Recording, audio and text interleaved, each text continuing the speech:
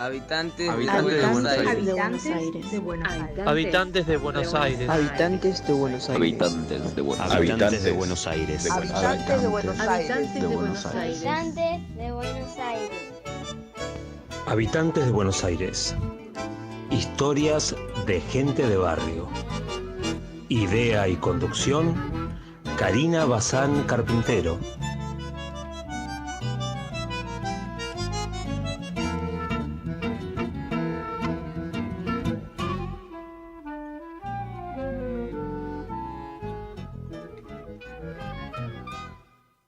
Hola, ¿qué tal? Bueno, yo soy Karina Bazán Carpintero. Esta es una nueva edición de Habitantes de Buenos Aires TV, que estamos transmitiendo desde los estudios de Subte Radio, y a mi lado está el señor Facu Batata, que va a ser de la suerte de mi coequiper en estas historias que iremos contando. Voy a ser el preguntonto. El preguntondo. Va a ser del público usted, es como Sí. un extra que hace de público. Aplaudiré como foca al final. Yo tengo una historia para contarle hoy, que espero que esté preparado para escucharla. Por favor. La historia yo la bauticé cuando la modernidad mata a la historia. Ok. Vamos a hablar de un lugar de Palermo Viejo que queda en la calle Borges 1855, antes calle Serrano 1855, entre Costa Rica y Nicaragua, que es la parroquia San Francisco Javier de Palermo. Para los turistas que pasan por allí van a ver una parroquia muy bonita, muy pulcra, muy chill.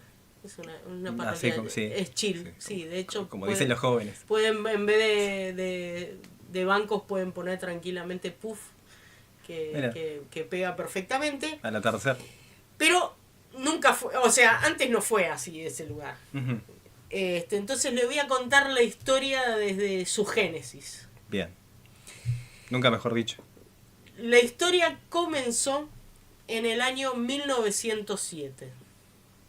Resulta que, digamos, la gente del barrio solamente tenía una iglesia donde ir a misa, que era la Basílica del Espíritu Santo, más conocida como la Basílica de Guadalupe, que está frente a lo que hoy se denomina Plaza Freud, ahí que sería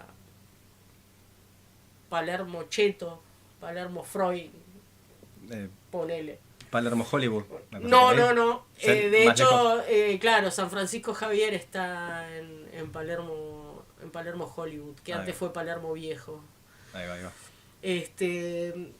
Entonces, como la única iglesia que había para ir a hacer, para ir a misa, bautizarse, casarse y demás, era la Basílica del Espíritu Santo, los vecinos del barrio que estaban más lejos dijeron: che, amigo, a ver si me mandás un cura que dé misa más para acá, o hacemos algo. Entonces una señora del barrio dijo: yo voy a donar un terreno para que construyan una capilla. Entonces una vez al mes más o menos viene el cura y da misa.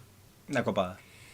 Entonces se empieza a gestar esta idea de la construcción de la capilla.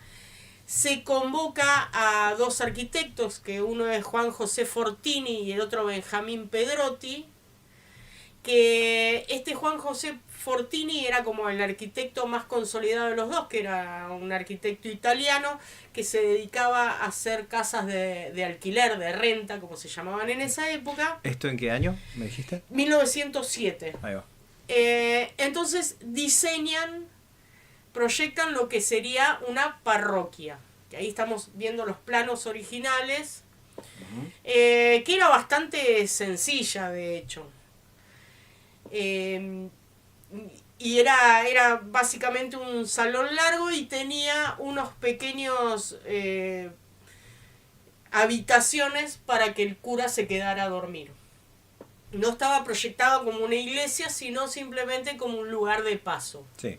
Para que vayan de misa, si se tiene que quedar a dormir la siesta, dormía y después se iba. Sin mucho lujo, sin mucha suntuosidad. Exactamente. Y entonces en 1907 se pone la piedra fundamental. Ujú. ¿Qué pasa? En el medio está la obra de la conservación de la fe, que es, digamos, era un movimiento que tenía que ver con William Morris y con este tema de hacer escuelas. Y lo que hace es proponer la obra de la conservación de la fe, un colegio anexado a la capilla. Ahí va. Entonces se comienzan a construir estos proyectos y demoran. En el interín es tanta la cantidad de fieles que asisten a la capilla que ya directamente dicen, no, bueno, esto ya no es más una capilla. Por la cantidad de caudal de gente que tiene, ya tiene categoría de parroquia. Ujú. Porque esto funciona así, ¿viste? Es como un pueblo que para que sea pueblo tiene que tener más de tantos habitantes, si no es ciudad o colonia o lo que sea. Bueno, Sí. esto es lo mismo. La basílica tiene mucha cantidad de fieles, la parroquia tiene una cantidad y la capilla tiene 2 o 3. Entonces esto ya entraba en categoría de parroquia. Entonces deciden en 1913 erigirla como parroquia, decir, bueno, esto ya no es más una capilla. En el medio de la construcción. Claro, sí, o sea, la construcción la estaban haciendo los vecinos como podían, de a poco, sobre los planos originales, pero en realidad la iban haciendo, digamos, no había un inversor. Ahí va. Entonces se Los iba inversores haciendo, eran los vecinos. eran los vecinos y algo de la obra de la conservación de la fe que dijo, bueno, vamos a hacer un colegio al lado, entonces también colaboraban, hasta que en 1913 se inaugura y dice, bueno muchachos, ya está, vamos a inaugurarla, ya pasaron casi 7 años, vamos a inaugurarla. Entonces no había quedado al 100% terminada con un montón de detalles como se quería originalmente, que eran columnas en el frente y un campanario, que no lo lograron hacer, no les alcanzó, pero estaba el colegio de las monjas, que pertenecía a unas monjas, y la parroquia con, digamos, las habitaciones para los curas y demás. Ajá. Entonces empieza a funcionar y nunca la terminaron.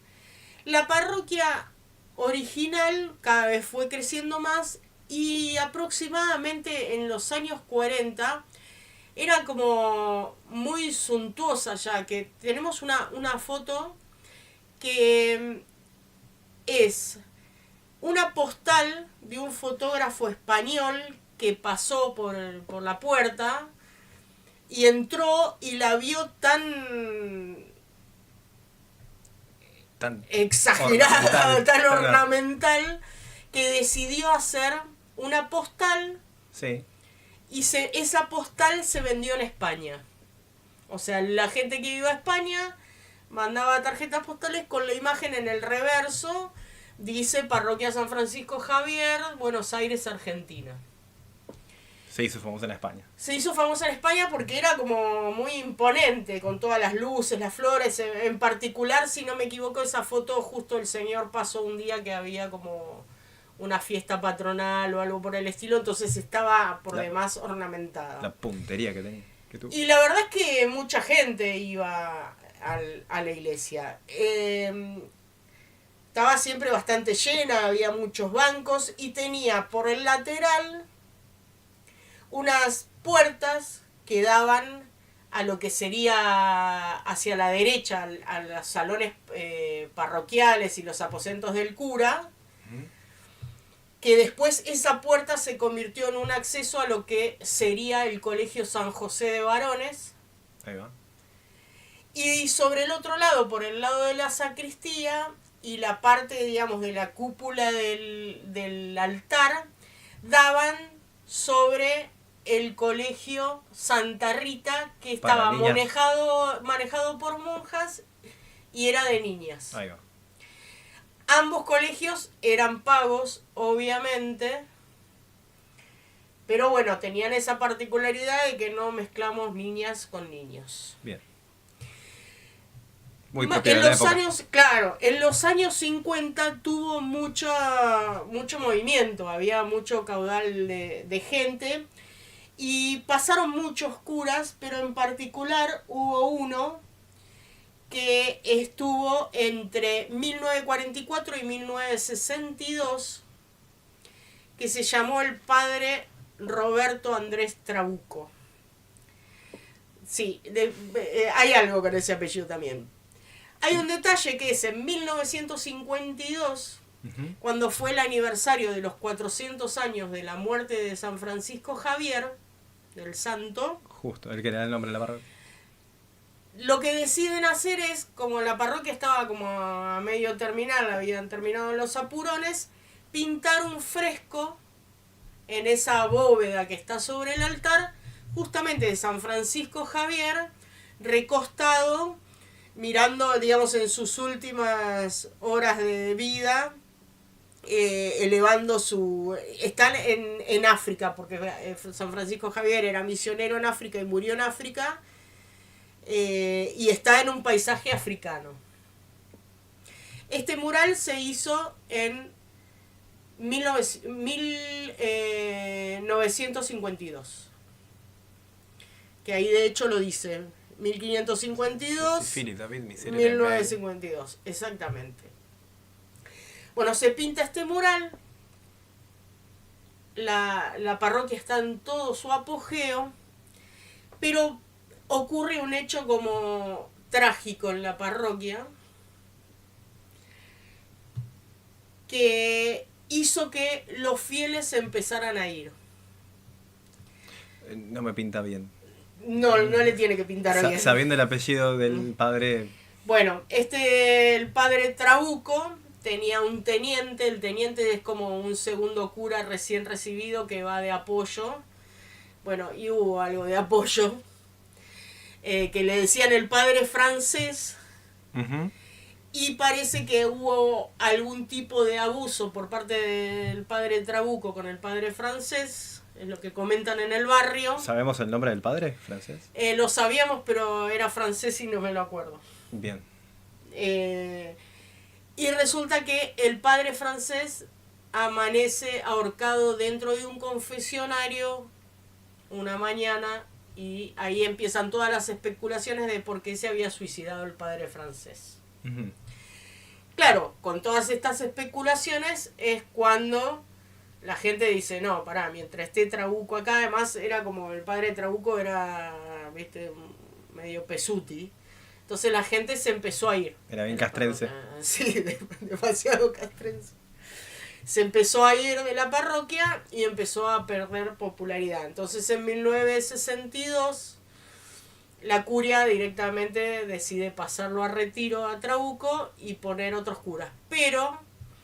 Y el confesionario, que no es un dato menor, va a parar a lo que era, digamos, los fondos de las casas parroquial, que estaba al lado, que para ese entonces ya otra vecina del colegio, digamos, del colegio San José, muere y dona su casa con el fin de ampliar el colegio.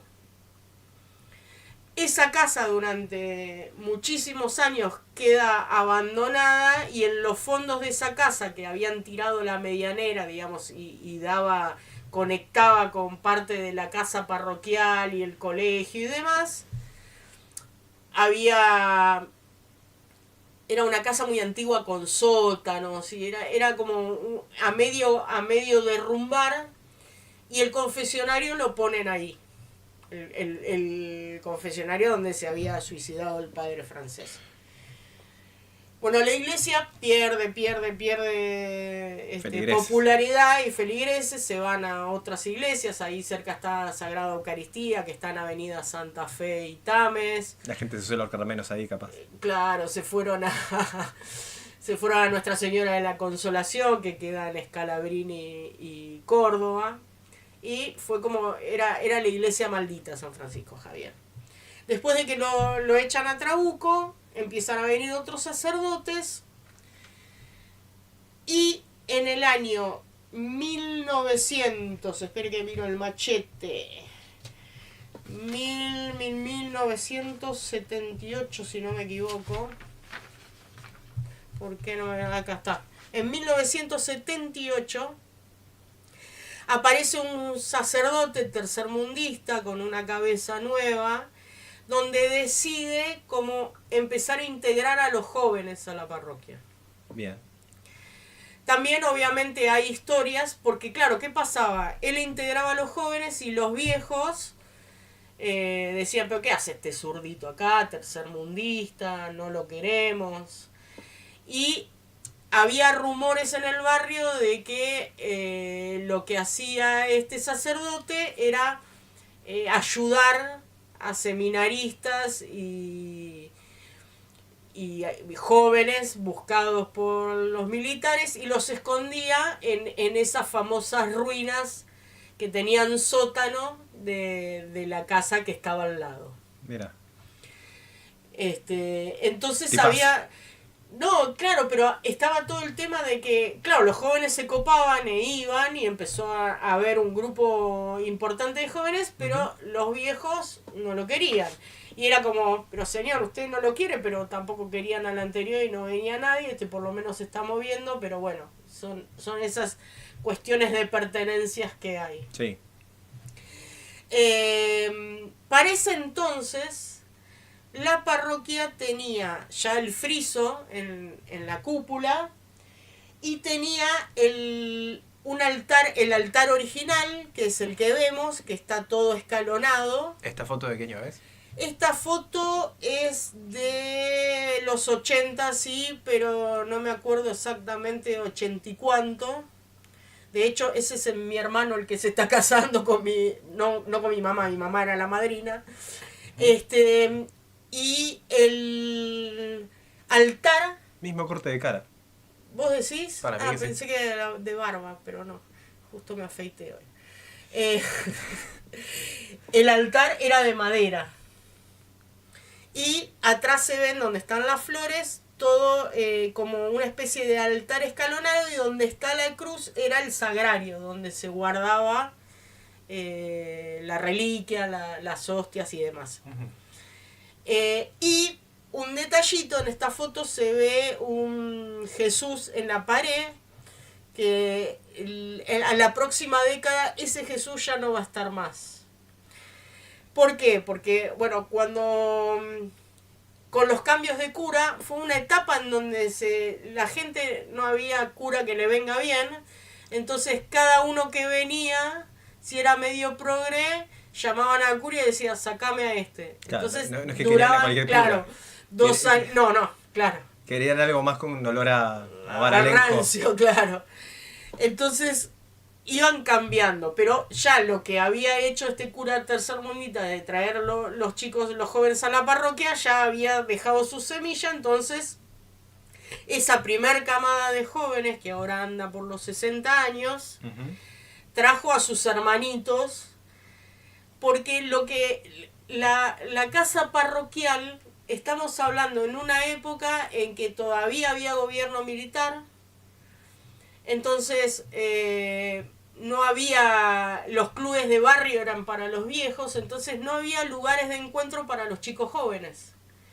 Y tampoco los padres se copaban mucho de decir, bueno, tenés 12 años, anda a la plaza o lo que sea. Sí. Entonces, ¿qué pasaba?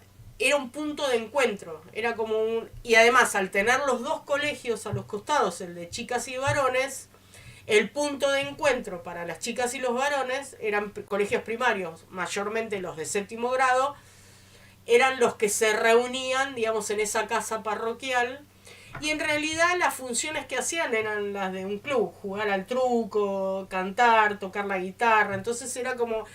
Y los curas que fueron pasando permitieron eso porque era una forma de retener a los jóvenes, claro, en la parroquia. Hay que buscar una manera de hacer que los pibes se mantengan ahí adentro. Exactamente, y fuera de los quilombos, digamos, sí, que había fuera. Que no eran pocos.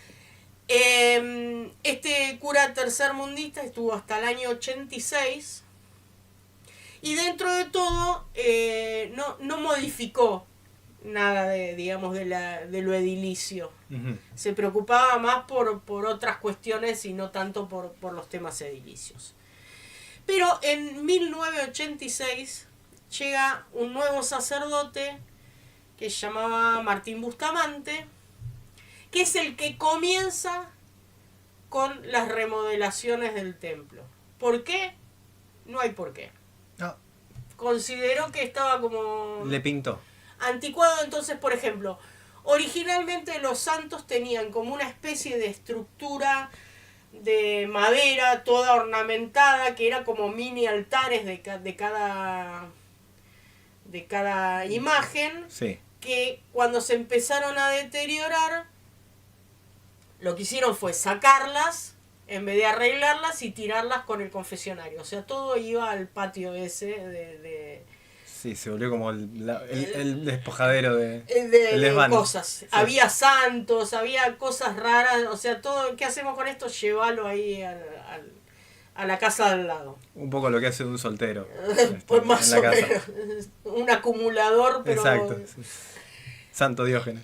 Claro, a todo esto, a ver, estamos hablando que los años 80 y la parroquia había sido construida en los años 10, ponele.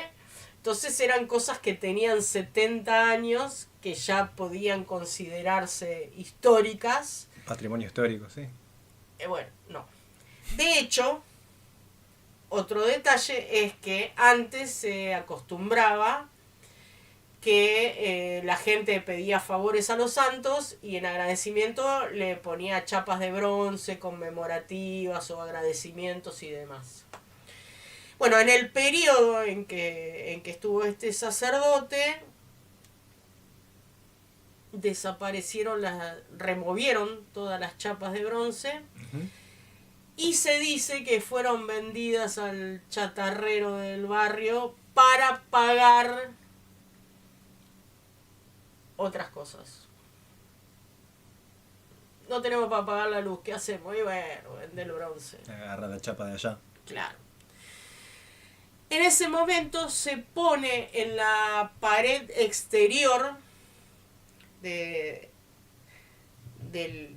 templo, sobre el lado izquierdo, una virgen, se hace una ermita y se pone una virgen de Luján, que por ahí debe haber alguna foto donde está el cura que es el que empezó a hacer las reformas, con esa virgen de Luján de frente. Y esa virgen, esa virgen es la que estaba afuera.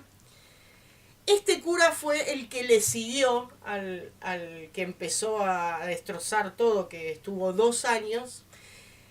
Este era un cura teniente que se llama, porque vive, Mario Beverati, que lo que hizo fue agarrar esos altares de santos, que es lo que se ve, Sí. darlo vuelta, pintarlo todo como si fuera de mármol antiguo y hacer una ermita para la Virgen que estaba en la calle, entrarla. Y la figura que habíamos visto del Jesús en la foto anterior, la mandaron al patio y en su lugar pusieron la Virgen esa. ¿Ves? La Virgen es esa que estaba ahí en la entrada. Sí. Bueno, la sacaron de ahí, ¿por qué? Es decir, ¿por qué la sacaron? ¿Qué molestaba a la Virgen ahí afuera? ¿Qué culpa tiene? Porque en esa época, que fue entre el 88 y el 90, es la época en que vino el Papa, Juan Pablo II, y hubo una bajada de línea del Concilio Vaticano III, que había inventado una cruz que se llamaba para el nuevo milenio, e instó a todas las parroquias de Argentina a que esa cruz la tenían que tener exhibida. Ahí va. Entonces, ¿qué hicieron? Tomaron el CD y dijeron, bueno, sacamos a la Virgen de Luján, la mandamos a otro lado, y en ese lugar, en la pared de la calle, metemos la cruz. Entonces, ¿qué hacemos? Rompe, Pepe, rompe, por segunda vez rompemos el frente, tapamos, emparchamos, intronizamos la cruz. Pero ¿qué pasaba? La gente le decía, ¡ay, la Virgen de Luján! Yo vine acá a ver. Bueno, entonces Mario, que era médico y además era artista plástico, había estudiado Bellas Artes en España, inventa eso para poner la Virgen de Luján, que la verdad que era un laburo bastante lindo hecho, y dice, ya que estoy acá, vamos a reparar el friso de San Francisco Javier. Aquel pintado en 1952. Entonces el tipo hace poner andamios y en sus ratos libres lo dejó impecable el friso. De hecho, hay otra... a todo esto, en esa misma época, junto con la Cruz del Tercer Milenio, nace el tema de que ya como las misas no se daban más de espaldas, como en los años 40, había que modificar los altares. Y ya los sagrarios no podían estar más en el altar, tenían que estar a un costado para que el cura no le diera la espalda al sagrario. Claro. Ahí esa foto es de los años entre 88 y 90, cuando se restaura la cúpula, el dibujo de la cúpula. Qué buena foto.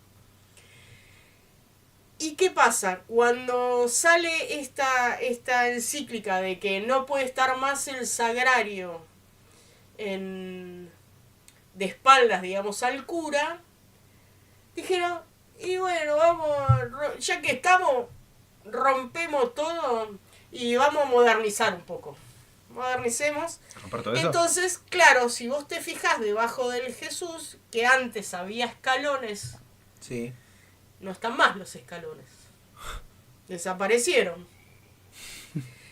Y el sagrario lo pusieron, digamos, en un costado a la derecha. Originalmente el altar tenía todos como si fuera un balcón de mármol.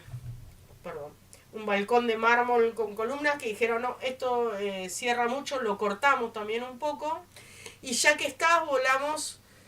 Todo ves que está cortado originalmente esas, digamos...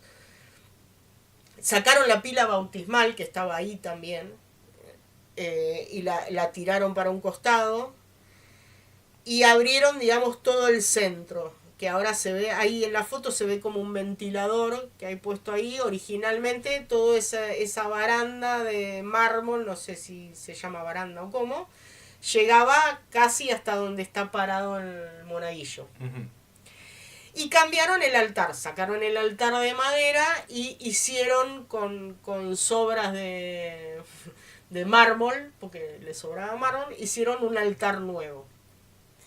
Lo tunearon, sí, que en realidad es trucho porque si vos te fijas tiene columnas de mármol, pero la parte de arriba no es de mármol, es de material.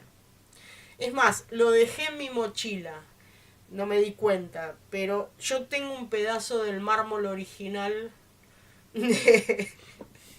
No hay por qué. ¿Es el mármol de la suerte? Es el mármol de la suerte.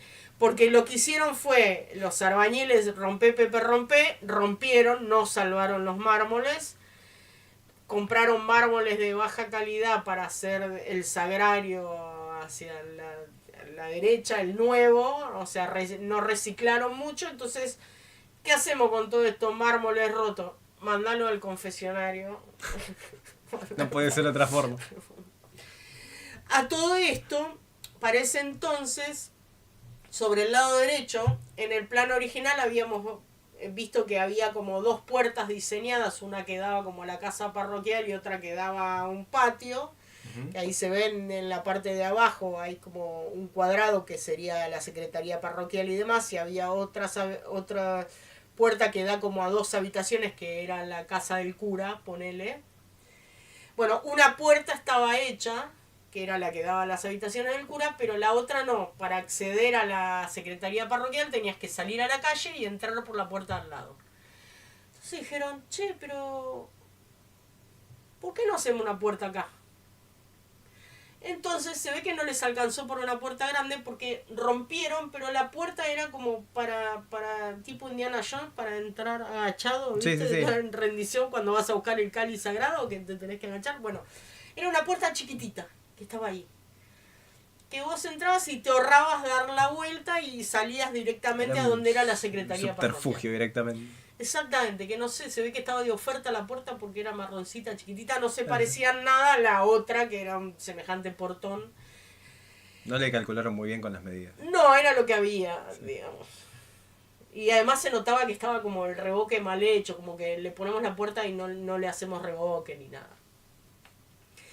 En esa época había una escalera caracol en la parte de atrás que daba al coro. La escalera caracol es, porque existe todavía, de madera y estaba media como mirame y no me toques porque no tenía mucho mantenimiento, pero en la parte de arriba, lo que era el coro, estaban los tubos porque había un armonio. Un armonio es una especie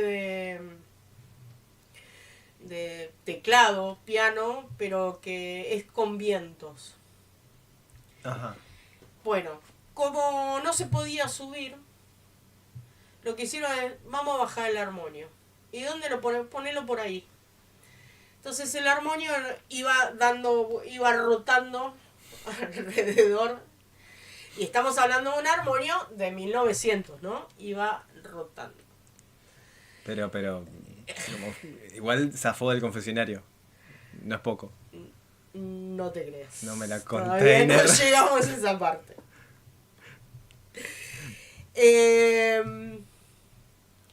Esa fue como la principal reforma de Rompamos Todo. Ujú. Que se hizo mientras estaba un sacerdote que se llamaba Ricardo Ochoa. Y que además de tener de teniente al artista plástico, que es el que hizo arregló como pudo, Mario. tenía un seminarista que iba a ayudar, que era, después cuando fue sacerdote, fue el padre Juan Carlos Brumana, que falleció en el atentado a la Embajada de Israel. No porque estuviera en la Embajada de Israel, sino porque estaba en la parroquia de enfrente, y cuando explotó la bomba él se estaba bañando y los baños eran como... daban al frente del edificio y falleció ahí. Oh. Pero bueno, eso es como anecdótico. Al padre Ochoa en los 90 le dice, bueno muchachos, tenemos muchas quejas de que a la gente no le está gustando las reformas que estás haciendo, entonces te vamos a mandar a otro lado, que ese otro lado fue Santa Catalina de Siena, que en otro momento lo mandaron al confesionario. lo mandaron al confesionario. Y viene un sacerdote llamado Francisco de la Mer, seguimos con los apellidos complicados, La mer. que Francisco también tenía una particularidad, que era que venía de un movimiento que se llamaba Comunión y Liberación, que era como la versión italiana de los sacerdotes para el tercer mundo, y a él lo que le importaba era el laburo de campo. Uh-huh. Se podía caer un detalle. Dijimos que la iglesia no tenía campanario porque nunca llegaron a hacerlo. Es verdad. Bueno, de hecho Ricardo en un momento dice, nos estaría faltando una campana. ¿Y qué hacemos? ¿Dónde la ponemos? Y hace un agujero en el techo de la secretaría parroquial, y ponele una cuerda que baje hasta la secretaría y la secretaria que tire la cuerda y... Entonces, Lo atamos con alambre, pero de sagrado. hecho si lo mirás mucho está atado con alambre. Es increíble. Así que construyeron eso. Bueno, esto fue digamos como la última... Y empezó a reformar la casa esa abandonada con la intención de irse a vivir ahí como casa parroquial. Bueno, viene de la Mer, que no le interesaba demasiado las reformas edilicias y demás, sino el laburo de campo. De vuelta la feligresía se queja, hasta que bueno, él estuvo aproximadamente del 90 al 96, él se enferma, entonces el que era el teniente de él, que era un cura llamado Martín Bragg, que era, o es, sigue siendo técnicamente el sobrino de Monseñor Liden, pide ser nombrado sacerdote de la iglesia, y ahí pasamos la página, cambiamos de tema, porque ahí empezaron las verdaderas reformas. Agarrate de tu abuela. Primera reforma. ¿Qué hace esta cruz en el frente? No, sacalo. Lo planchamos. Pero pará. En los planos originales había columnas en el frente. Vamos a hacerle columnas. Claro. Vamos a hacerle columnas. Dice, che, pero por lo que estoy viendo, decían en los planos originales que no tenía que estar la cúpula pintada. Dale una mano de blanco al San Francisco Javier, al friso. Sacámelo. Lo mejor es que taparon a Francisco. Taparon a Francisco, pero además Francisco ya para ese entonces, que es casi el año 2000, hacía más años que existía ese Francisco de lo que no existió. O sea, desde 1913 hasta 1952 no hubo Francisco Javier. De 1952 hasta el año 2000 y pico estuvo San Francisco Javier. Pero como supuestamente en el criterio de este sacerdote originalmente se había pensado la cúpula sin nada, dijo, vamos a sacarlo, porque es feo. Lo dejó totalmente blanco. Y dijeron, pero ya que estamos así, vamos a enchular la iglesia. Tiene demasiadas cosas esta iglesia. Ya directamente le hicieron una cosa de ascetismo. Sí, y dijeron, no, a mí me cabe el minimalismo. Entonces, vamos a hacerla minimalista. Además de las reformas de la entrada, del exterior, que le agregó ese cartel enchulado que hizo Francisco Javier, le agregó columnas, le reformó el frente.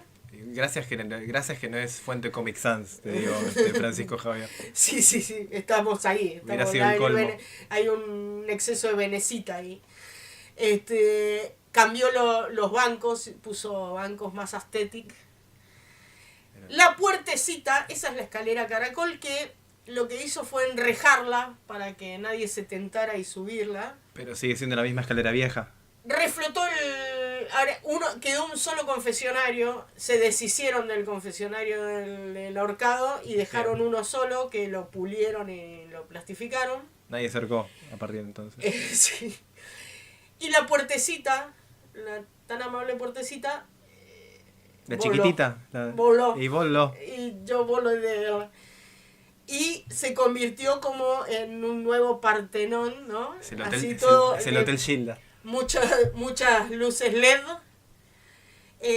Se convirtió en una parroquia Chilau. A todo esto las renovaciones no fueron solo eso, sino que a las monjas del Santa Rita le dieron curso legal. Bien, retiro voluntario. Al San José lo que hicieron fue unificar todo, hacer una personería jurídica y pasaron a ser colegio primario y secundario San Francisco Javier. Todo mixto. Todo mixto, y el antiguo San José pasó a ser el primario, que era el más chico, y el Santa Rita, que era el más grande, pasó a ser colegio secundario. Uh-huh. Y bueno, se hicieron cosas inexplicables. Por ejemplo, se perdió el aguantadero, terminó siendo una casa de lujo para los sacerdotes, la terminaron de construir.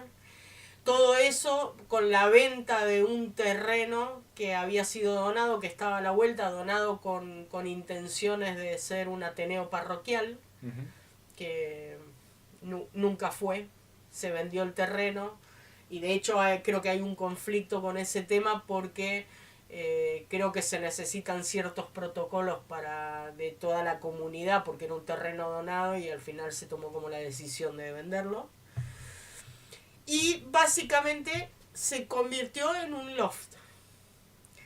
Tan loft que transmiten las misas por streaming. Ahora ya Martín no está más, estuvo casi desde el 96 al 2014 estuvo Martín. Pero mirá qué ayornado que está todo. Perdón, a todo esto sacaron la cruz, el Cristo de la cruz, y dijeron, ¿y qué ponemos ahora? Y pone a la Virgen de Luján, y sacamos el altar del costado, Claro. que había hecho Mario Bebrati con tanto amor, lo sacaron y pusieron la Virgen de Luján ahí. No sé, yo creo que dentro de 10 años la vamos a encontrar, vas a abrir el confesionario y va a estar la Virgen ahí adentro, ¿viste? No, la forma... Y el armonio... Te iba a preguntar eso. ¿Qué pasó con el armonio? No está mal. Lo tiraron literalmente a la basura No. porque estaba supuestamente abichado. No se podía restaurar, no sé. O les dio mucha fiaca. Desapareció el armonio. No existe más el armonio. Pero ¿era así o así? Además no quedaba bien. Era muy vintage. No quedaba bien con lo chido. Con el streaming, ¿no? Con el streaming. Sí, sí. Precisabas Entonces un ahora simple. la parroquia tiene... Pero mirá, me lo jugué. Claro, mirá qué lindo, ¿ves? Hermoso. Transmiten en streaming la misa y tiene página web. Y hay una pequeña perlita de la página web que es que donde narra la historia de la cronología, que tiene un par de cosas raras ahí en la cronología, aparece la foto de un Jesús en esa cronología. ¿Ves? Está publicada en la página web. ¿Es un sticker hecho con WhatsApp? Yo lo único que voy a decir es que ese Jesús se llama Daniel Iglesias López. Es el dueño de la librería Tesis de Palermo y es el presidente de la Cámara de Libreros. Y en los años 80, en un Vía Crucis viviente, hizo de Jesús. Porque antes se hacía por las calles para el Viernes Santo un Vía Crucis viviente, él se prestó, colaboró para hacer de Jesús, y claro, los millennials no pensaron que era Jesús de verdad y lo pusieron en la página web cual estampita, pero no, tiene nombre y apellido y no es Jesús. Es increíble la calidad del corte. Sí, me es supera, como, me es como subyuga. muy triste. Entonces, en conclusión, a lo que es a mi entender, se cargaron 100 años de historia, no les interesó nada y la modernidad mató la historia, básicamente. Sí, tal cual. Es lamentable, no se cuida nada. No se cuida nada. No se cuida nada. Y después protestamos, ¿no? El Basta de Demoler, yo creo que nunca se enteró de la barbaridad que estaban haciendo ahí adentro. Pero ahora es una capilla de Palermo. Es una chapel.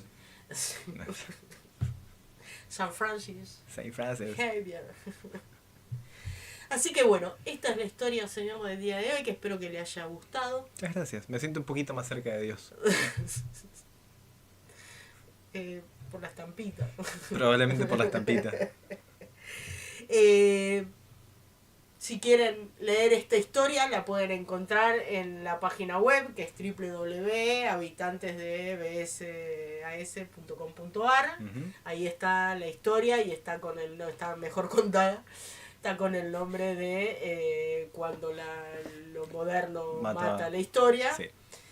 Y además pueden seguirnos en redes, que estamos en Instagram en Habitantes de BSAS, y obviamente el canal de YouTube, tanto el de Subterradio como el de Habitantes de Ba.